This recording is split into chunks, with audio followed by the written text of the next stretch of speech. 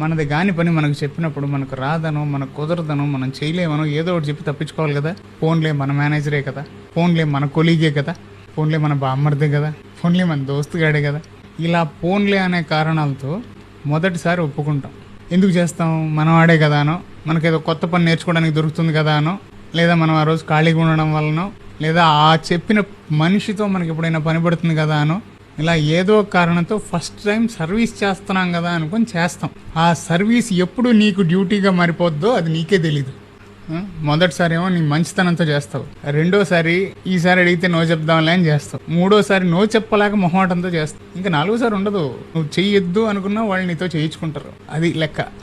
ఎప్పుడైనా పొరపాటు నీకు కుదరక నో చెప్పావు అనుకో, ఆ పని జరగకపోవడానికి కారణం నువ్వైపోతావు. అది ఎలా ఏంటంటే అదంతే, మళ్ళీ కొంచెం గట్టిగా మాడితే అది ఎక్కడికో వెళ్ళిపోతుంది. అలాంటప్పుడు మన దగ్గర ఉండేది రెండే ఆప్షన్లు: తెగేసి చెప్పి తెంచుకుపోవడం, లేదా మెడుగు తగిలించుకున్న డోల్ని డుట్టు వాయించుకుంటూ కూర్చోవడం. ఒక్క ముక్కలో చెప్పాలంటే బ్రదరు, ఊరకున్నప్పుడు చేస్తే సేవ, ఊరుకే చేస్తే చులకనైపోవా, నీది గాని బాధ్యతకు నిందలు మోస్తావా, నీదైనా నేర్పుతో తప్పించుకుపోతావా, విశ్వదాభిరామ వినురవేమ. అంతేనా కదా? మాటిచ్చే ముందే 1కి 10 సార్లు ఆలోచించుకోండి, లేదా ఈ ఒక్కసారికే చేయగలను తర్వాత చేయలేకపోవచ్చని ముందుగా కమిట్ అవ్వండి. అంతేగాని ఓపెన్ కమిట్మెంట్స్ ఇచ్చి దాని తర్వాత నువ్వు చేయలేక బఫూన్ అవ్వద్దు. Thank you.